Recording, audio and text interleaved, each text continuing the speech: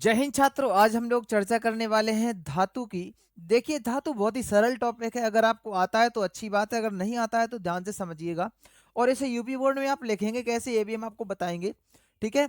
और इससे किस किस प्रकार से क्वेश्चन बनते हैं, आज हम उसकी चर्चा करने वाले हैं। तो देखिए, धातु क्या होता है। देखिए, हमारे आसपास जितनी भी अधिकांश ठोस वस्तुएं होती हैं वो सब क्या कहलाती हैं, धातु। जैसे कि जिसमें से आवाज आती हो उन्हें ठोकने पर, पीटने पर है, और जिसको हम जो है उनको चपटा करके या फिर उनको जो अलग अलग शेप दे देते, आकार दे देते। जैसे कि टीन हो गया, कोई भी लोहे की चादर वगैरह हो गई, कोई भी लोहे का या फिर एल्यूमिनियम हो गया, स्टील हो गया।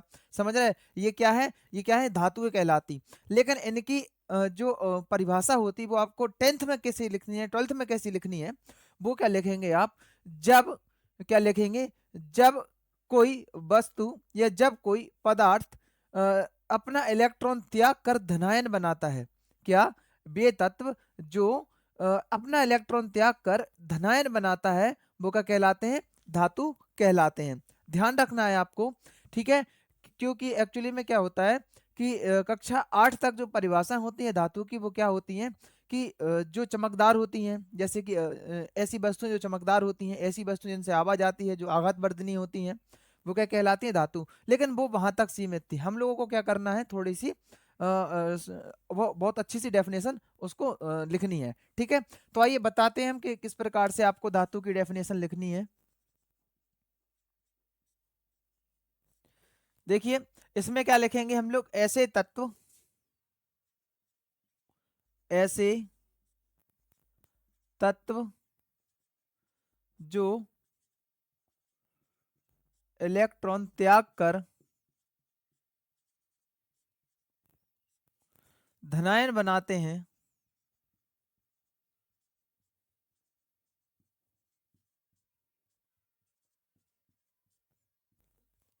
धनायन बनाते हैं, धातु कहलाते हैं।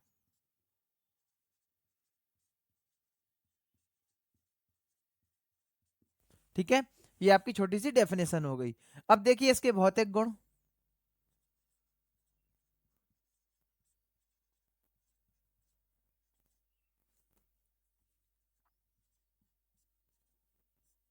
अच्छा, एक बात बताओ, भौतिक गुण में हम क्या लिखेंगे।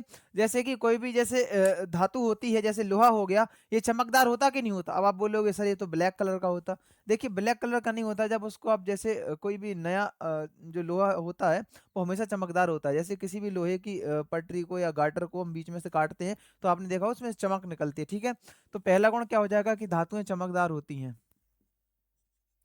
कैसी होती हैं? चमकदार होती हैं।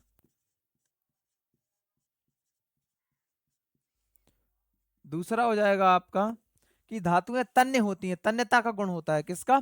तन्यता का।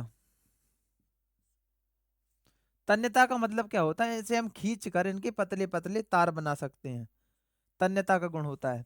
समझ रहे? जैसे सोना है, सोने के जैसे मान लो हम ही ये बाली पहने, समझ रहे? तो ये सोने का तार ही तो है। देख रहे? अब देखिए, तन्यता का मतलब आपको समझ में आ गया। अब देखिए अगला है आघात वर्धनीयता। आघात वर्धनीयता। आप लोगों को इन शब्दों का मतलब पता नहीं रहता, बहुत ही सरल होते हैं। वर्धनीयता, इसका मतलब क्या होता है कि हम किसी भी धातु को पीट पीट कर, किसी भी धातु को पीट पीट कर अगर हम उसकी चादर बना लें तो वह किसके गुण को प्रदर्शित करेगा? आघात। मतलब आघात किया हमने उस पर, समझ रहे? आघात वर्धनीयता। अब देखिएगा अगला आपका, अगला जैसे कि इनका जो घनत्व होता है, घनत्व मतलब इसका घनापन, घिनापन नहीं, इनका क्या, घनापन मतलब ये कितने इसके अणु जो है पास पास में है।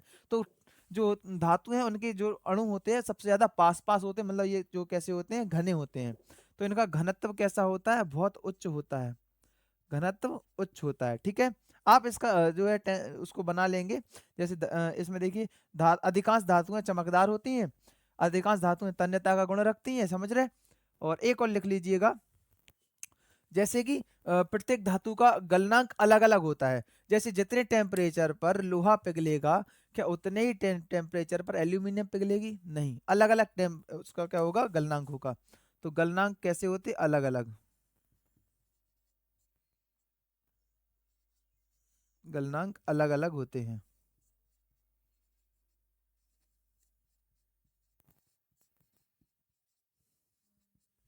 ठीक है। अब देखिए इसके आप जो है दो हम रासायनिक गुण लिखेंगे। ठीक है, अब देखिएगा रासायनिक गुण,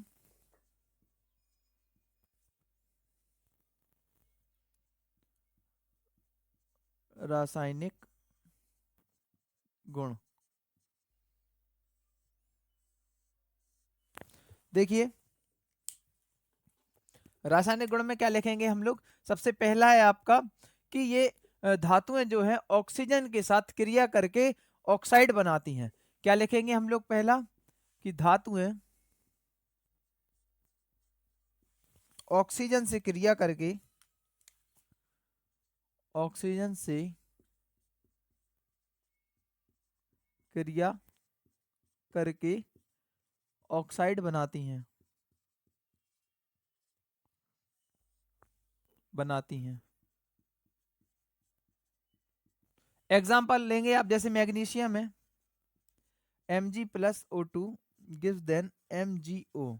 इसको बैलेंस करेंगे, अगर हमने आपको बैलेंसिंग सिखाई है, अगर आपने नहीं पढ़ा हो तो हम इसकी लिंक जो डिस्क्रिप्शन में डाल देंगे। ठीक है, ये आपका मैग्नीशियम ऑक्साइड हो गया। ठीक है, अब देखिए इसका अगला गुण देखिएगा, देखिए धातुएं जल के साथ क्रिया करके हाइड्रोक्साइड बनाती हैं। क्या बनाती हैं, हाइड्रोक्साइड। तो आप लिख सकते हैं धातु जल के साथ क्रिया करके हाइड्रोजन गैस देती हैं। ठीक है, हाइड्रोजन गैस देती हैं। अब देखिएगा धातु जल के साथ, धातु आप कोई भी धातु, जैसे कैल्शियम है plus H2O gives then CaOH का whole twice, calcium hydroxide plus, अब क्या होगा इसमें एक H2 बाहर निकलेगा जो कि हाइड्रोजन गैस को व्यक्त कर रहा है। इसको बैलेंस देखिएगा। अब देखिए ये आपके भौतिक गुण हो गए, रासायनिक गुण और धातु की डेफिनेशन भी हो गई। देखिए इसके उपयोग आप लोग अपने मन से कीजिएगा, कोई बहुत ही सरल, लोहे का उपयोग कहाँ कहाँ करते हैं, एल्यूमिनियम का कहाँ कहाँ होता है, सोने का कहाँ कहाँ होता है आभूषण आदि बनाने में, चांदी का कहाँ कहाँ होता है आभूषण बर्तन बनाने में। समझ रहे हैं? ठीक है, अगर आपको टॉपिक अच्छा लगा हो तो एक लाइक और कमेंट जरूर कीजिएगा। जय हिंद सर करके। ठीक है, जय हिंद, जय भारत।